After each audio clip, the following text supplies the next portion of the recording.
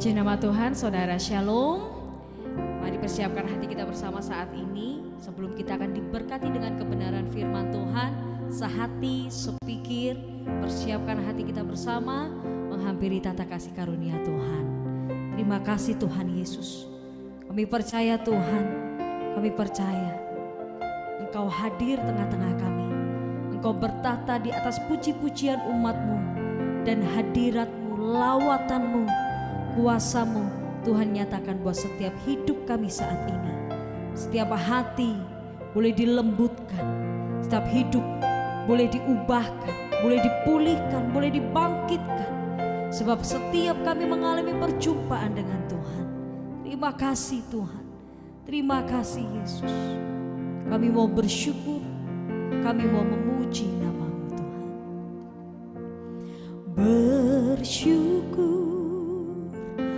Bersyukurlah sebab Dia baik,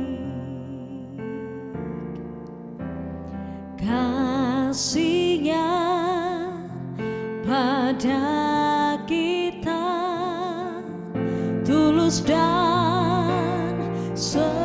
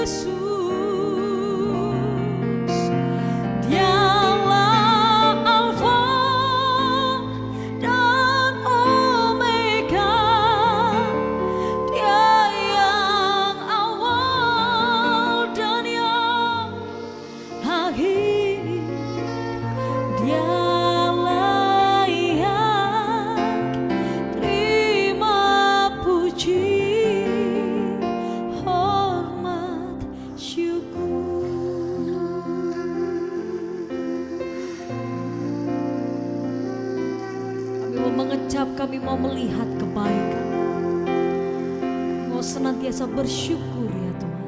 Mari katakan, bersyukurlah sebab Dia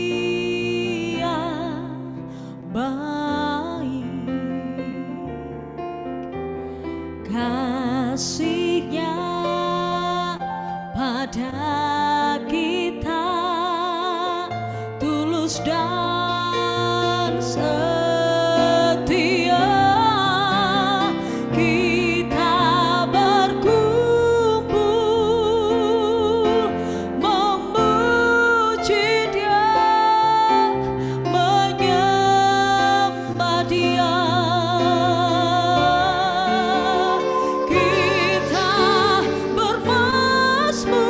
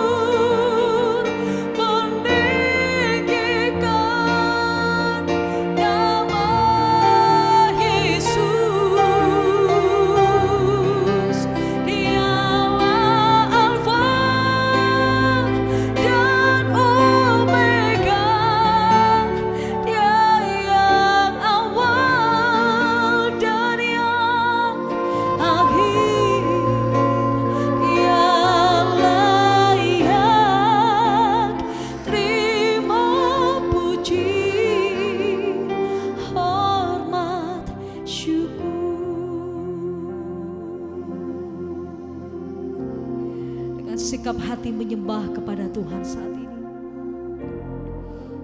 Mari bawa hatimu terus menyembah Tuhan, terus meninggikan nama Yesus di setiap langkah hidupmu. Karena hidup kita memuliakan namanya, hidup kita mengagungkan namanya, lewat perkataanmu, lewat tingkah lakumu, lewat kehidupanmu, lewat apapun yang kau kerjakan. Nama Yesus yang ditinggikan, nama Yesus yang dimuliakan. Tuhan, pakai hidup kami sebagai penyembah-penyembah-Mu. Pakailah hidup kami untuk senantiasa menjadi berkat dimanapun kami berada. Lewat kehidupan kami, ada banyak orang melihat Yesus dimuliakan, melihat Yesus diagungkan dan ditinggikan. Ora batasyakara batakara batasyara bara. Kita berkumpul memuji Dia, menyembah Dia. Kita bermazmur meninggikan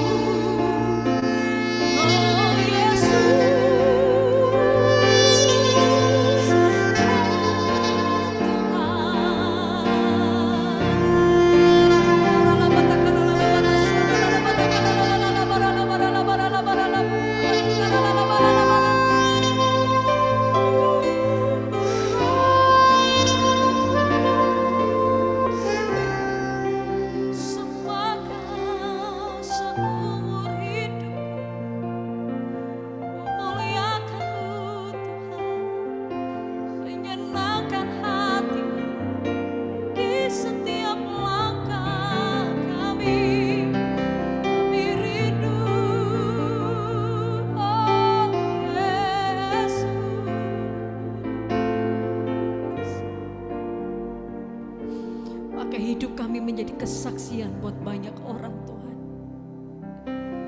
Sehingga setiap mata boleh menyaksikan Tuhan yang kami sembah adalah Tuhan yang terhebat, Tuhan yang terbesar, Tuhan yang hidup, Tuhan yang berkuasa. Lewat perkataan kami mendatangkan perkataan yang damai sejahtera, perkataan yang mendatangkan berkat, perkataan yang membangun. Lewat kehidupan kami ada banyak orang boleh mengalami Engkau secara pribadi, sebab kami suratan-suratan yang terbuka. Kami umat pilihan-Mu, kami mau hidup sesuai dengan rencana-Mu. How great is our God. Sing with me, how great is our God. And all will see how great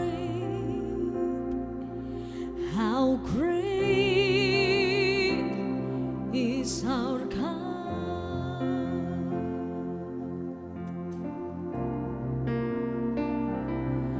How great is our God.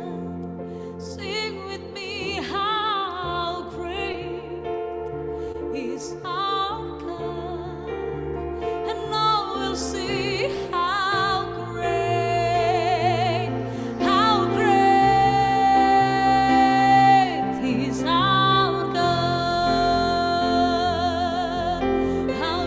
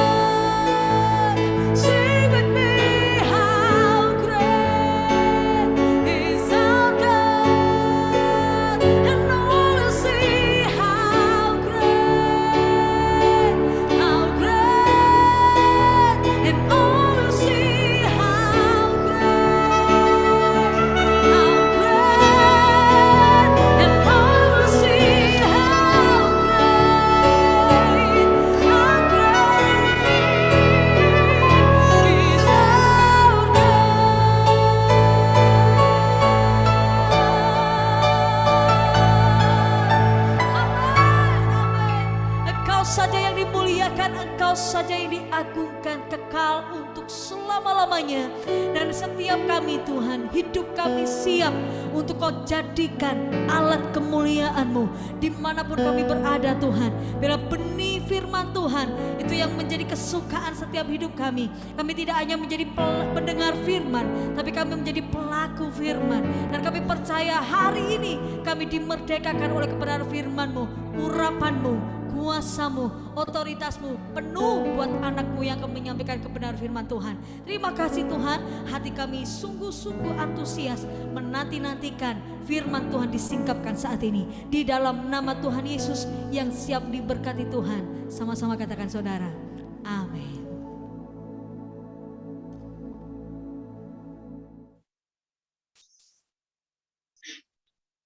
Puji Tuhan, Shalom semua Bapak Ibu yang dikasihi Tuhan. Malam ini saya ingin mengajak kita membaca satu ayat emas kita untuk malam ini, yaitu Kitab Kidung Agung pasal 1 ayat yang ke-8. Kidung Agung pasal 1 ayat yang ke-8.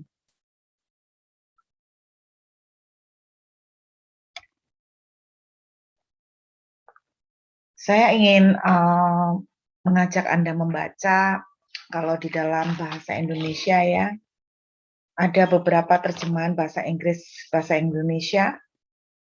Kidung Agung pasal 1 ayat 8. Jika engkau tidak tahu hai jelita di antara wanita, ikutilah jejak-jejak domba, dan gembalakanlah anak-anak kambingmu dekat perkemahan para gembala. Saya mau sharing buat semua teman-teman yang hadir malam ini, yang sedang berdoa, menantikan pertolongan Tuhan, yang sedang di dalam perjalanan iman, menunggu jawaban doa, apapun itu.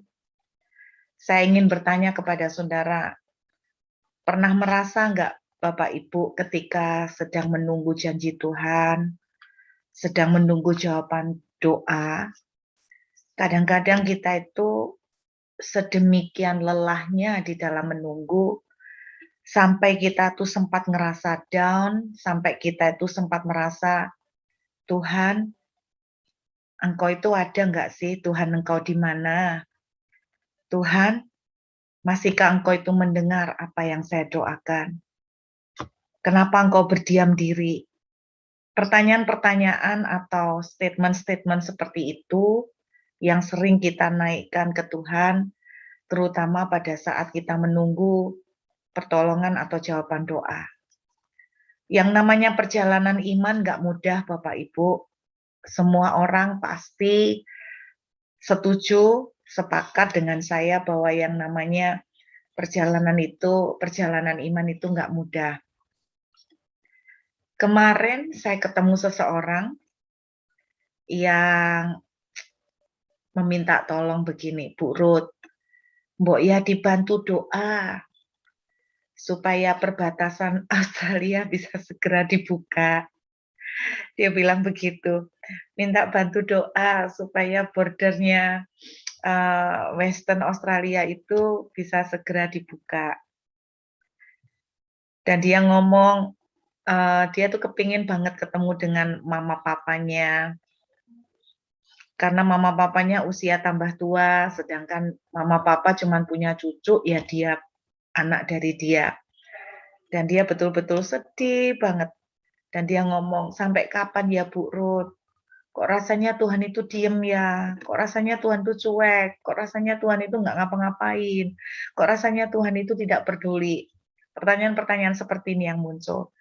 Saudara, malam ini, kalau saudara sedang mengalami seperti yang saya bilang, maka ini ayat untuk Anda.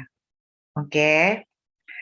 Kidung Agung pasal 1 ayat 8, tadi sih saya sempat ngomong sih mendadak sama Nita, kalau memungkinkan untuk menampilkan ayat dari Kidung Agung pasal 1 ayat 8, sebetulnya ada satu translation, satu terjemahan yaitu namanya The Passion Translation, Bapak Ibu. Saya akan bacakan ya buat Bapak Ibu The Passion Translation. Bagi yang nggak ngerti bahasa Inggris nggak apa-apa, saya akan bacakan pelan-pelan. Listen, my radiant one. Dengarkan aku, hai jelita, hai yang cantik. If you ever lose sight of me. Kalau sampai menarik sekali ya dalam bahasa Inggrisnya diterjemahkan, if you ever lose sight of me. Kalau kamu tuh sampai nggak ngelihat aku. Bahasa Inggrisnya tuh gitu. Kalau kamu sampai kejadian itu nggak nemukan aku, kehilangan aku, nggak ngelihat aku, kayak orang jalan di mall terus kita tuh, mana kok hilang, pandangan kita udah kita kehilangan teman kita, nah kayak gitu ya. If you ever lose sight of me, kalau kamu sudah sampai kehilangan melihat aku, kamu kehilangan aku, nggak ngelihat aku. Terus bahasa Inggrisnya menuliskan begini, just follow in my footstep where I lead my lover. Ikuti jejak langkah kakiku di mana aku membimbing dan memimpin kekasih-kekasihku. Come with your burdens and cares. Datanglah dengan segala bebanmu. Come to the place near the sanctuary of my shepherd.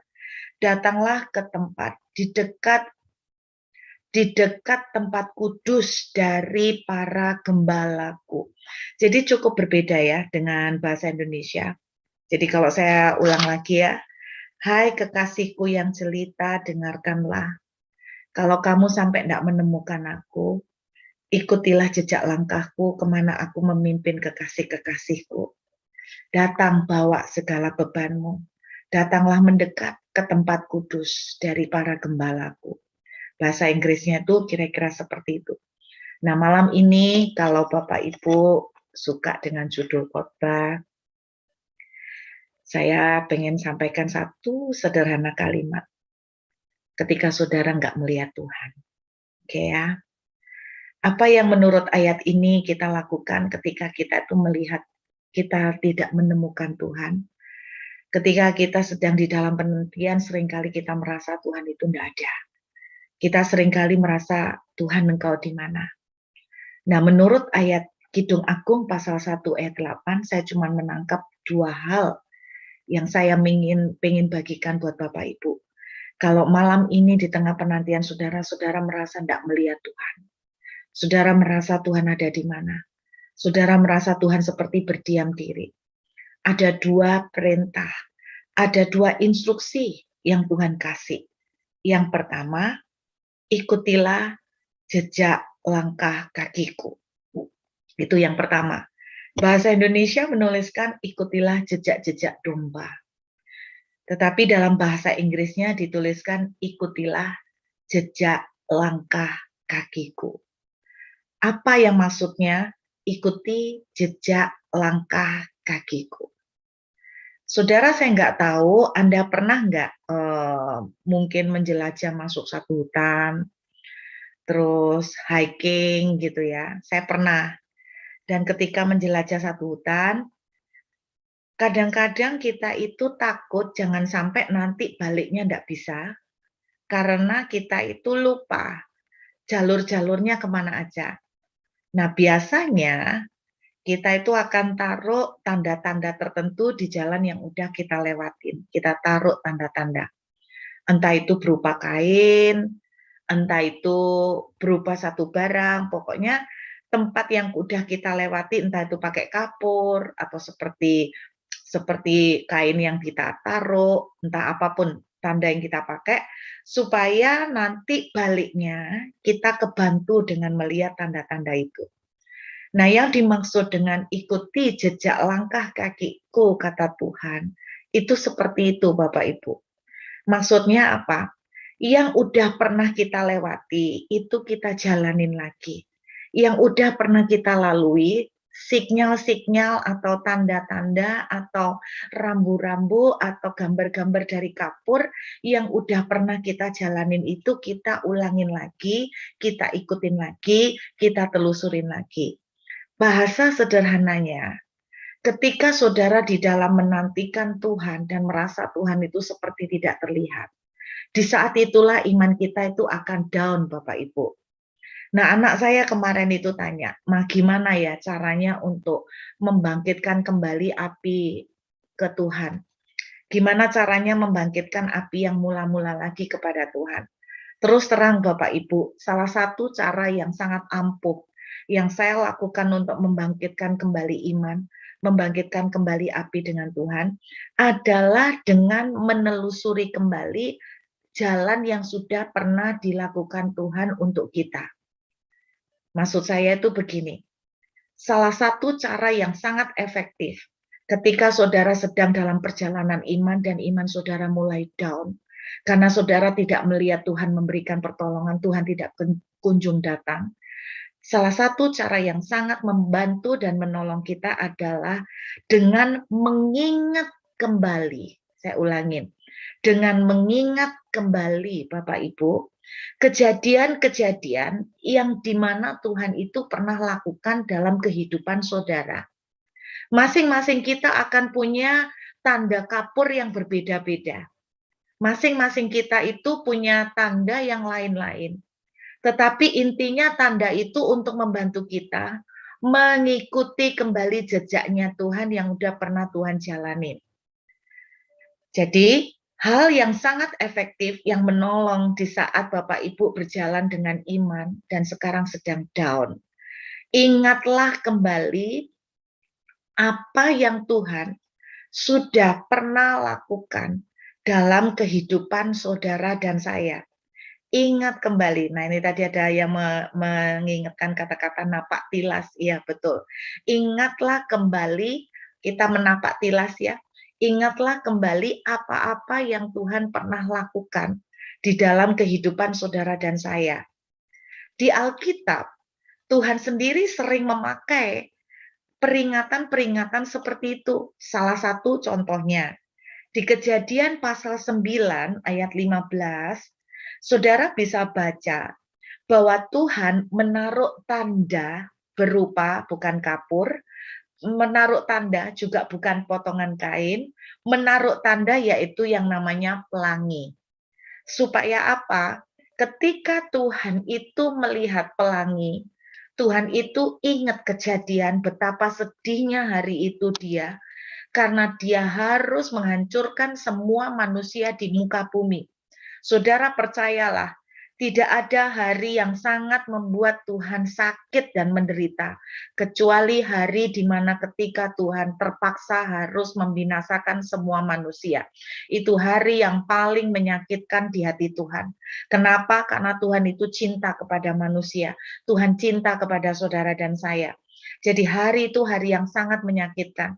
Setiap kali Tuhan mengingat tanda pelangi, Tuhan ingat dengan hari itu, hari yang tidak ingin dia ulangin lagi, hari yang tidak ingin dia lakukan kembali untuk membinasakan manusia. Itulah sebabnya tanda pelangi dia taruh, supaya mengingatkan dia betapa besar cintanya kepada manusia, sehingga tanda pelangi itu mengingatkan dia untuk tidak lagi membinasakan manusia untuk kedua kali. Itu salah satu yang Tuhan pakai. Di Alkitab ada banyak banget. Salah satu contoh, kita lihat ya Bapak Ibu, Ulangan pasal yang ke-7. Kita lihat Ulangan pasal yang ke-7. Ulangan pasal yang ke-7, kita lihat sebentar ya. Ulangan pasal yang ke-7. Kita lihat ayat yang ke-17. Ulangan pasal 7. Ayat yang ke-17. Tuhan menyuruh, oke. Jika sekiranya, ayat 17, engkau berkata dalam hatimu, lihat, Tuhan itu ngomong, bangsa-bangsa ini lebih banyak daripadaku. Bagaimanakah aku dapat menghalau mereka? Tidakkah ini pernah terjadi Bapak Ibu? Kadang-kadang kita tuh merasa begini, waduh, masalah yang aku hadapin ini terlalu besar. Penyakit yang aku alamin ini terlalu sulit, kayaknya nggak mungkin aku sembuh. Masalah yang aku hadapin ini terlalu lebih melampaui kekuatanku. Ini persis seperti ayat 17. Tuhan bilang begini, maka janganlah engkau takut kepada mereka. Ingatlah selalu apa yang dilakukan Tuhan Allahmu terhadap Firaun dan seluruh Mesir, yakni cobaan-cobaan besar yang kau lihat dengan matamu sendiri, tanda-tanda dan mujizat tangan yang kuat dan lengan yang teracung yang dipakai Tuhan Allahmu untuk membawa engkau keluar. Demikianlah juga akan dilakukan Tuhan Allahmu terhadap segala bangsa yang engkau takuti. Bapak Ibu, Tuhan bilang pada saat hatimu tuh mulai gundah, mulai down, mulai merasa pesimis, dan kau merasa bangsa ini terlalu besar dan jumlahnya lebih banyak dari aku bisa hadapin. Tuhan bilang, ingatlah apa yang sudah Tuhan lakukan kepadamu, kepada Mesir. Tuhan bilang, ingatlah. Jadi dengar Bapak Ibu, ketika hari ini iman Bapak Ibu down, satu cara yang sangat jitu untuk mengatasi, ingatlah. Ingat apa Bu Ruth? Ingatlah ketika Tuhan pernah menyelamatkan saudara. Ingatlah ketika Tuhan pernah membuat mujizat. Ingatlah ketika Tuhan pernah menyembuhkan saudara. Ingatlah ketika Tuhan pernah menyelamatkan saudara pada detik terakhir. Apa saja yang pernah Tuhan lakukan dalam hidup saudara, ingatlah itu kembali. Saudara, di dalam kitab Yosua pasal yang keempat, ayat 20 sampai 24. Tuhan itu bilang begini, yuk kita buka ya. Saya tunjukkan pada saudara, Yosua pasal yang keempat. Kita lihat kitab Yosua pasal yang keempat, ayat yang ke-20. Ke-12 batu yang diambil dari sungai Yordan itu ditegakkan oleh Yosua di Gilgal. Perhatikan, Tuhan menyuruh Yosua untuk membuat batu disusun, 12 jumlahnya. Dan berkatalah ia kepada orang Israel demikian, apabila di kemudian hari anak-anakmu bertanya kepada ayahnya, apakah arti batu-batu ini? Maka haruslah kamu beritahukan kepada anak-anakmu begini, Israel telah menyeberangi sungai Yordan ini di tanah yang kering.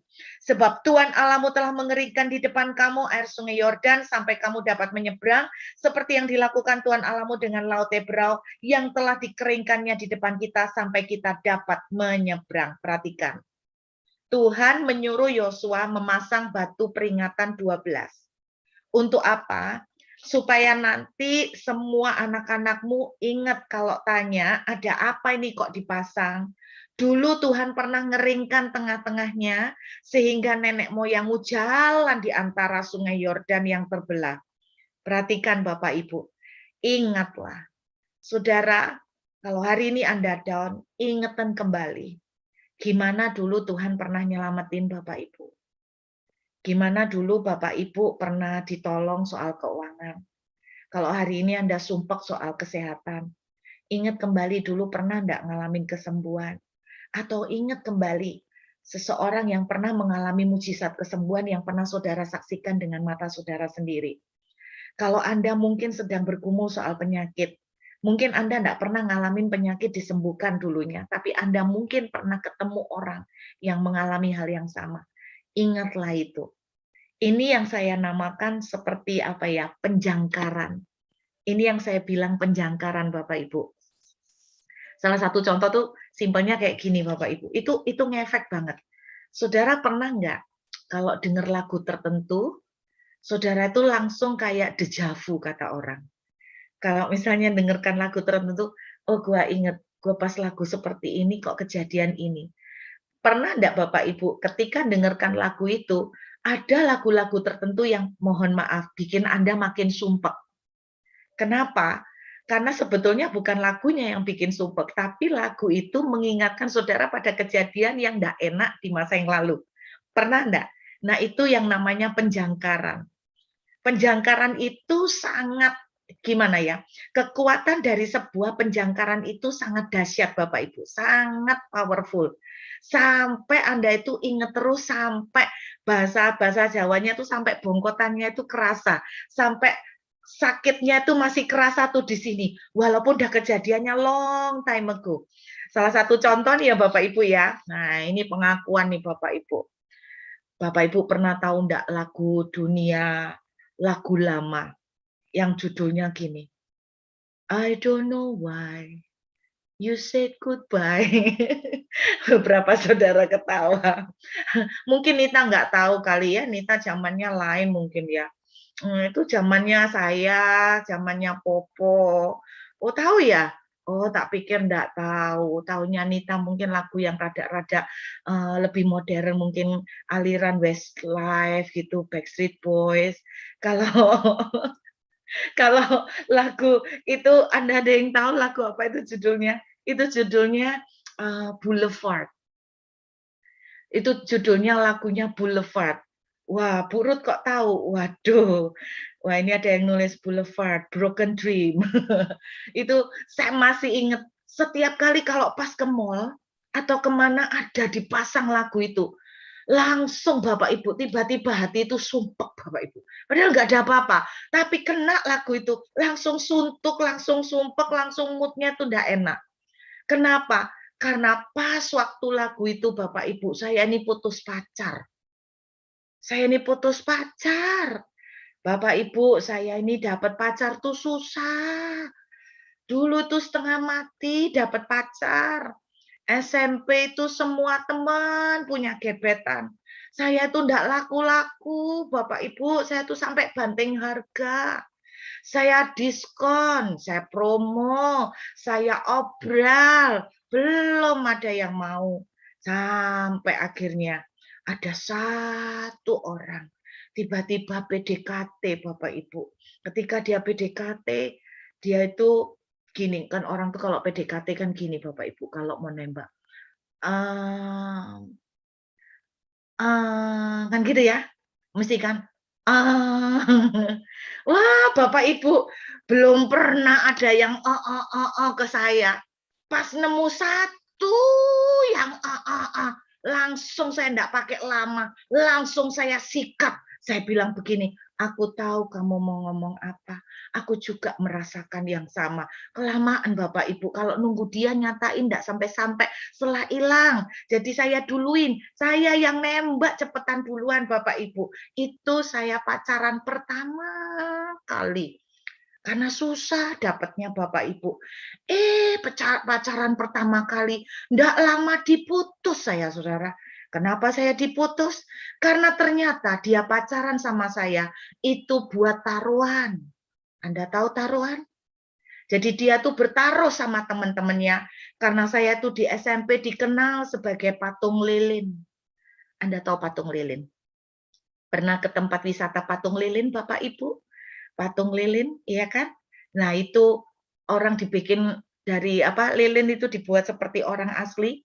Nah, saya tuh dijuluki patung lilin. Kenapa? Karena putih, nyaris tidak bersuara, nyaris tidak ada bentuk kehidupan karena terlalu pendiam, kuper, introvert. Nggak percaya kan kalau hari ini banyak ngomong khotbah? Itu dulu saya, Bapak Ibu ya. Nah, saudara, saya diputus, jadi dibuat taruhan. Orang-orang bilang begini, teman-temannya dia, ayo siapa yang bisa dapetin dia dan bisa jalan sama dia, menang. Karena orang ini sepertinya susah untuk bergerak, tidak bisa diajak ngomong, patung, diem, membisu. Akhirnya, waduh Bapak Ibu, saya pacaran, terus diputus. Waduh Bapak Ibu, waktu itu baru belajar organ. Pas belajar organ, lagi diajarin lagu Boulevard. Sebetulnya lagu itu tidak ada koneksi apa-apa. Tetapi pas putus pacar, pas belajar lagu Boulevard, akhirnya main terus lagu itu. Nang, nang, nang, nang, nang, nang, nang, nang. Dan setiap main nangis, air mata berlinang, Bapak Ibu. Sejak saat itu saya benci lagu itu, Bapak Ibu. Kenapa? Mesti ingat saya dibuat taruhan. Itu yang namanya penjangkaran. Bapak Ibu pernah kan punya lagu-lagu yang kayak gitu? Oh, lagu ini ngingetin kejadian lucu. Oh, lagu ini ngingetin kejadian yang nggak enak. Jadi seperti itu ya, kira-kira seperti itu. Nah, yang saya mau tunjukkan, masalahnya begini. Yuk, kita lihat lagi ke Ulangan pasal 7, Bapak Ibu. Kenapa saya bilang Bapak Ibu perlu mengingat kembali apa yang Tuhan sudah lakukan dalam hidupmu, karena ini sangat dahsyat. Yuk buka lagi Ulangan pasal 7. Perhatikan. Buka lagi Ulangan pasal 7 tadi ya. Saya tunjukkan pada Bapak Ibu supaya Anda tahu. Ulangan pasal yang ke-7, ayat yang ke-17 tadi. Yuk kita lihat. Perhatikan baik-baik. Ini ada kata-kata yang jangan diremehkan. Saya berdoa Anda praktekkan ini. Ulangan 7 ayat 17, lihat ya. Jika sekiranya kamu berkata bangsa ini lebih banyak daripadaku, oke ya. Itu di saat iman kita down, kita mulai berpikir bahwa aku terlalu lemah, penyakit ini terlalu besar untuk kuhadapin, penyakit ini terlalu parah, aku nggak mungkin sembuh, atau sebaliknya, umurku udah terlambat, nggak mungkin kesampaian, nggak mungkin bisa. Perhatikan, ayat 18, di sini Tuhan bilang, ingatlah selalu. Perhatikan, ingatlah selalu apa yang dilakukan Tuhan Allahmu.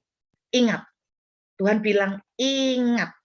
Kemudian kita lompat, lihat ayat yang ke-19. Perhatikan, ayat ke-19. Ingatlah ya, tadi Tuhan bilang ayat 18, ingatlah. Ingatlah apa? Cobaan besar yang kau lihat dengan matamu sendiri, tanda dan mujizat, tangan yang kuat dan lengan teracung yang dipakai Tuhan Allahmu membawa engkau keluar. Perhatikan, ingatan kespektakuleran, ingatan mujizat yang dahsyat yang telah Tuhan lakukan kepadamu. Perhatikan kalimat akhir dari ayat 19. Ini kuncinya. Demikianlah juga akan dilakukan Tuhan Allahmu terhadap segala bangsa yang engkau takuti. Perhatikan, ingatlah betapa besar Tuhan tangannya yang kuat dan perkasa, demikian juga akan dilakukan apa yang Tuhan itu lakukan terhadap engkau, terhadap segala bangsa yang engkau takuti. Demikianlah. Oke ya, demikianlah akan dilakukan Tuhan. Bapak Ibu, beberapa waktu yang lalu, beberapa bulan yang lalu, saya pernah khotbah di VAU tentang pikiran.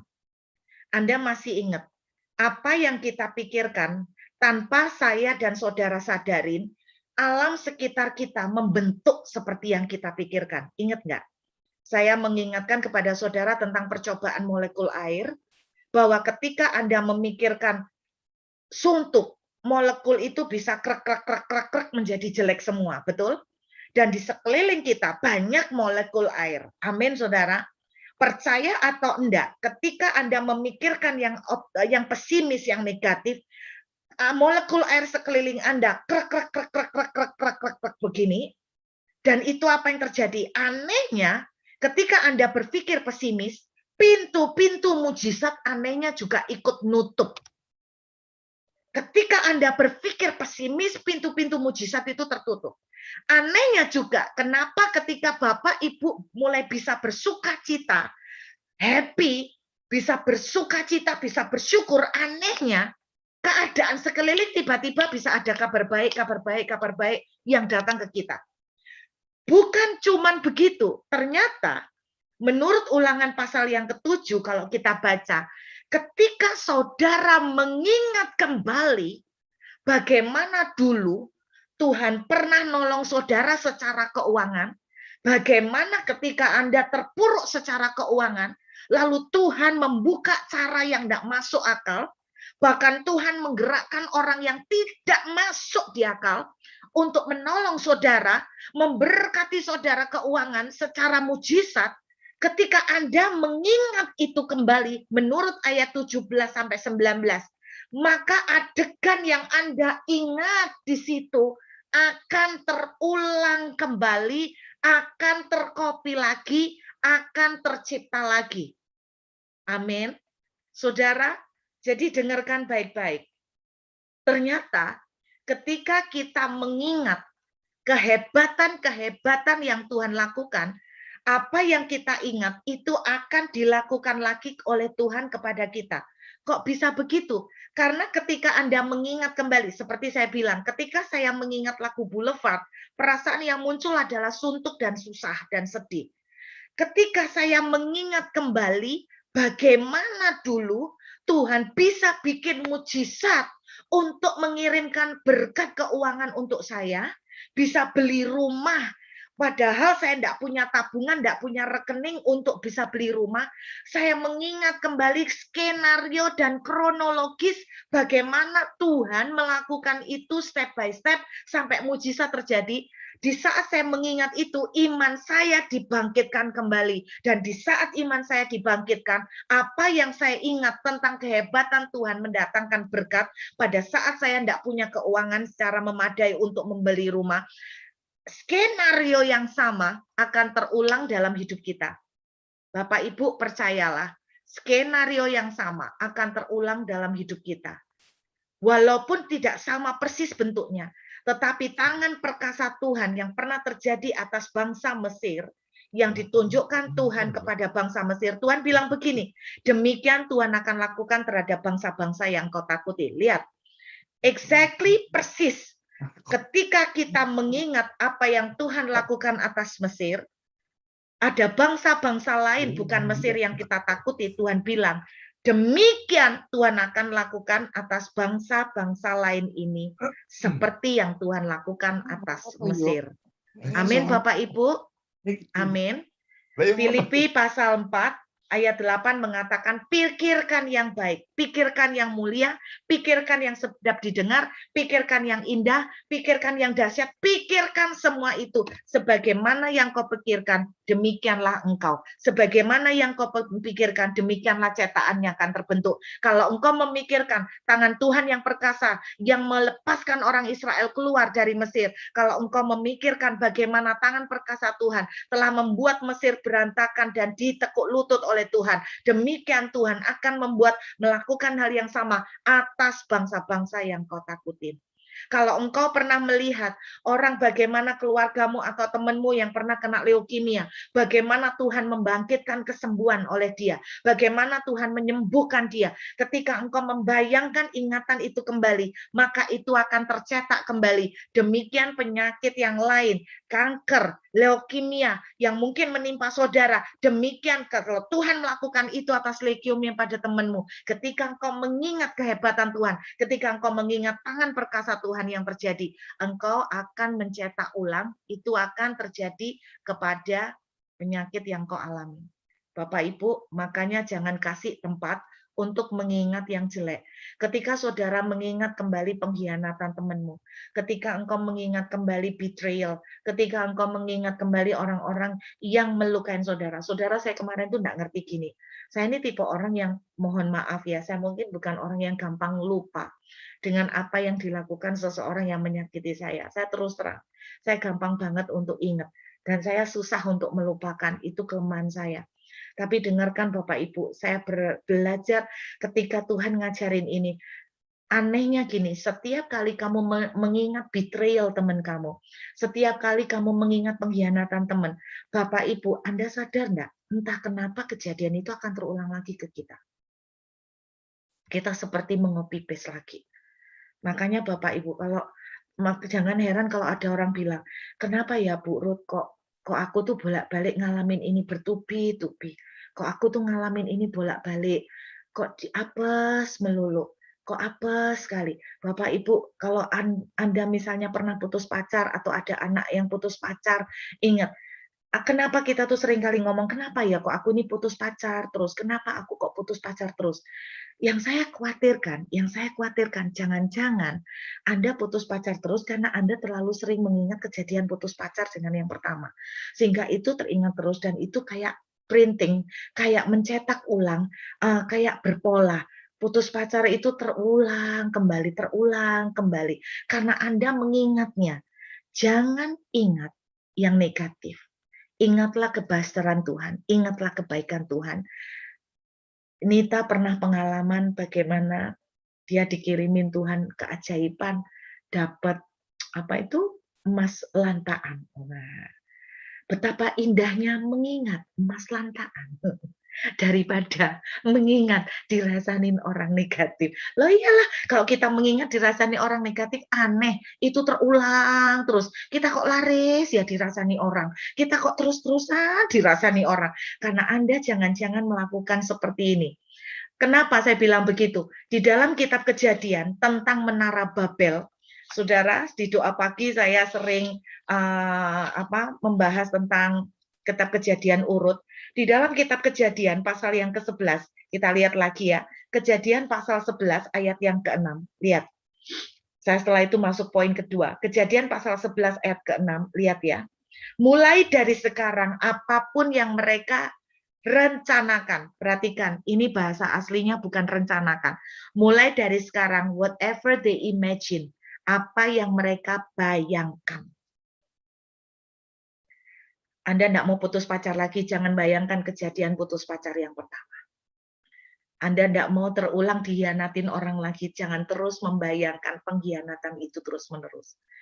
Karena Ulangan pasal 17 mengatakan, saya tuh kaget ketika ayat itu, tahu ayat itu. Tuhan bilang, kalau kamu merasa bangsa-bangsa ini menakutkan, ingatlah kembali apa yang kulakukan atas Mesir. Demikianlah akan aku lakukan atas bangsa-bangsa yang kau takutin. Apa yang aku lakukan atas Mesir akan kulakukan atas bangsa-bangsa yang kau takutin. Kalau Anda mau melihat kemenangan, ingatlah kemenangan yang pernah terjadi. Sehingga kemenangan itu akan diulang. Amin. Jadi saya khawatir, jangan-jangan kita yang putus pacar terus, kok kayak usaha itu kok aku ini usaha kok tuh terus ya, Karena jangan-jangan bukan Anda itu kayak kena kutuk, bukan. Mungkin Anda terus memikirkan, aku ini gagal dulu, aku ini loh usaha kayak gini nih gagal sampai diginiin-giniin. Anda enggak sadar apa yang Anda imajinasikan demikian akan terlaksana. Saya kemarin khotbah mengenai iman. Saudara tahu enggak, ketika Anda takut untuk gagal, Anda sedang mengimani untuk gagal. Ketika Anda takut untuk dikhianatin lagi, Anda sebetulnya sedang mengimani untuk dikhianati. Kenapa? Karena ketakutan adalah iman yang terbalik. Ketakutan adalah iman yang terbalik, iman yang negatif. Makanya saya bilang, kalau Anda mau melihat kemenangan, imajinasikan kemenangan, ingatlah kemenangan, ingatlah kedahsyatan Tuhan. Amin, saudara. Hal kedua yang saya ingin bagikan kepada saudara, Kidung Agung pasal 1 ayat 8 tadi mengatakan begini, bahasa Inggrisnya bagus banget. Bawalah kepada anak kambingmu ke dekat, di dalam bahasa Inggrisnya pakai kata sanctuary of my shepherd. Sanctuary itu tempat maha kudus. Ternyata bahasa aslinya dalam bahasa Inggris disebutkan Mishkan, the shepherd's tent. Dalam bahasa Indonesia dekat tenda para gembala, dekat kemah para gembala. Bukan Bapak Ibu, karena kata tenda bahasa aslinya Mishkan. Mishkan itu tabernakel. Mishkan itu ruang maha kudus. Mishkan itu tempat kudus Tuhan. Apa artinya? Ketika kita merasa Tuhan seperti diam, ketika kita melihat sepertinya Tuhan tidak ada, kita merasa Tuhan seperti menghilang, justru Tuhan mengatakan, tinggallah dekat dengan ruang maha kudus. Berarti apa Bapak Ibu? Walaupun kita merasa Tuhan meninggalkan, walaupun kita merasa Tuhan seperti menjauh, walaupun kita merasa Tuhan seperti diam, tetapi justru janganlah pernah menjauh dari hadirat Tuhan. Coba kita lihat Mazmur 73, ayat terakhir kita malam hari ini. Mazmur pasal yang ke-73. Bapak Ibu, saya waktu ngerti Ulangan 7 itu saya kaget ya. Be careful dengan yang namanya trauma. Hati-hati dengan trauma. Karena ketika Anda trauma, karena terus yang Mbok bayangkan itu kegagalan. Ketika yang Mbok bayangkan itu terus kegagalan, Anda sedang mengimani kegagalan. Serius, Anda sedang mengimani kegagalan. Ketika Anda pernah, misalnya nih, pernah pacaran terus disakiti, Anda membayangkan itu terus, Anda sebetulnya sedang mengimani itu. Sehingga apa yang terjadi? Pola itu akan terulang kembali. Jadi be careful dengan yang namanya trauma. Kita lihat Mazmur 73 ayat 21. Perhatikan Bapak Ibu. Ayat 21. Ketika hatiku merasa pahit, pemazmur yaitu Asaf, jadi kelompok Asaf itu bermazmur. Ketika hatiku merasa pahit, ya ini mungkin lagi sakit hati ya. Dan buah pinggangku menusuk-nusuk rasanya. Pernahkah Anda tuh suntuk sampai rasanya tuh kepengen ini seperti encok, seperti kecetit, seperti kaku semuanya. Seperti itulah ayat 21. Ayat 22, perhatikan kalimat ini. Saya suka banget ayat ini. Aku dungu dan tidak mengerti. Mungkin malam ini, ketika saudara sedang menunggu pertolongan, saudara bingung, Tuhan Engkau di mana? Kenapa Tuhan seperti berdiam dan cuek? Aku dungu Kita seperti bodoh, kita tidak mengerti apa-apa. Seperti hewan, pemazmur menyamakan dirinya seperti hewan. Tapi ini luar biasanya. Luar biasanya pemazmur itu berkata, walaupun aku tuh bodoh, aku tuh dungu, aku tuh tidak ngerti, aku bodoh-bodohan, tapi aku ada di dekatmu. Anda bayangkan seperti hewan di dekatmu. Berarti kan yang saya bayangkan seperti hewan di dekat Tuhan itu berarti kan ngendek ya Bapak Ibu, kayak anjing itu ngerangkak di kaki tuannya. Ayat 23, tetapi aku tetap di dekatmu. Kesalahan terbesar anak-anak Tuhan ketika mereka lagi down, ketika mereka lagi tidak berapi-api, ketika mereka lagi merasa kehilangan Tuhan, ketika mereka merasa Tuhan seperti berdiam, mereka justru semakin malas berdoa, makin menjauh dari Tuhan. Itu kesalahan besar. Mazmur 73 ayat 21 sampai 23 mengajarkan, mau kita bodoh, mau kita tidak ngerti, tetaplah mendekat di dalam hadirat Tuhan. Tuhan bilang begini dalam Kidung Agung 1 ayat 8, kalau engkau nggak bisa melihat aku, Tuhan bilang, tetap ada dekat Mishkan, para gembala. Artinya apa? Mishkan itu ruang Maha Kudus. Mishkan itu bait Allah. Mishkan itu tabernakel. Jangan menjauh walaupun Tuhan mendiam.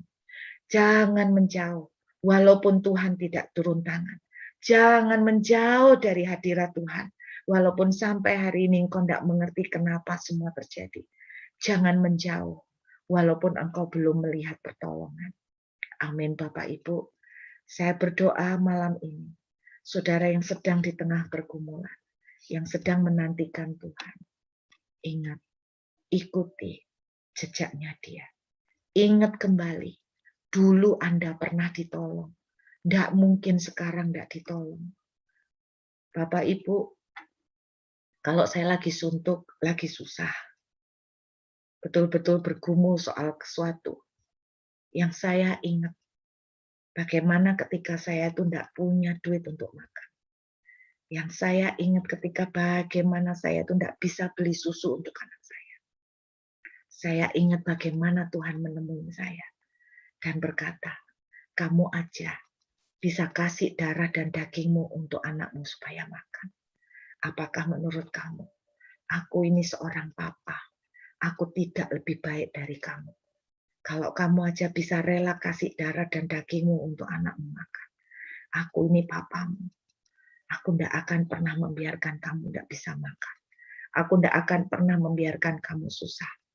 Bapak Ibu, setiap kali ada apa-apa, yang selalu saya ingat, Tuhan itu ngomong gitu. Kalau kamu aja bisa kasih darahmu dan nyawamu untuk anakmu, masa aku itu enggak? Kalau kamu nangis, aku lebih nangis dari kamu. Kalau hatimu susah, aku lebih susah daripada kamu. Malam ini, dengarkan Bapak Ibu semua yang hadir di ruangan Zoom. Apapun yang Anda sedang tunggu dari Tuhan. Kalau engkau kehilangan Tuhan, kalau engkau tidak melihat Tuhan di situ, ingatlah kembali. Ingatlah kembali. Gimana dulu Dia pernah nolong Anda.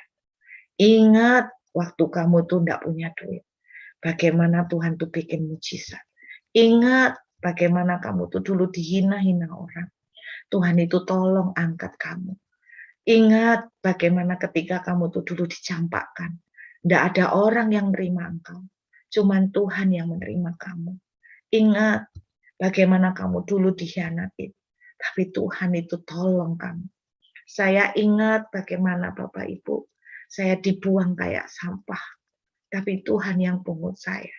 Ketika saya mengingat itu, saya dibangkitkan kembali. Saya mulai melihat Dia ada. Dia tidak pernah tinggalkan saya. Dia tidak pernah tinggalkan kita. Ingat kembali. Dan kemudian apa yang kita lakukan? Walaupun engkau belum melihat, tetaplah mendekat di hadirat-Nya. Jangan sekali-kali keluar dari hadirat Tuhan. Walaupun engkau menangis, walaupun engkau susah. Saya ingin mengingatkan teman-teman di VAL. Saya enggak tahu ya, saya tiba-tiba ingat. Sebelum kita mengakhiri tahun, saya rindu VAL, teman-teman ya, karena di VAL ini anak-anak rohani saya ya.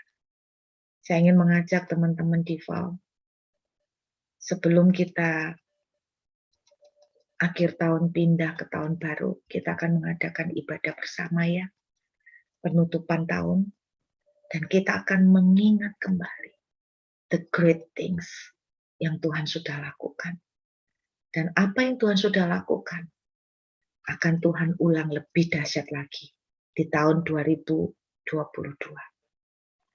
Saya ingat bagaimana cerita Amanda ya, bagaimana cara Tuhan dulu mengangkat kalian dari kondisi hancur, bahkan seluruh keluarga tidak ada yang peduli.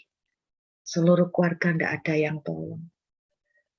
Saya tuh ingat bagaimana cerita Amanda. Kalau Tuhan bisa buat seperti itu, apa susahnya Tuhan akan lakukan hal yang sama lagi. Ingat apa yang Tuhan sudah lakukan. Ingat apa yang Tuhan sudah kerjakan. Itu akan buat saudara dan saya kuat. Yuk kita menghampiri Tuhan dan berdoa.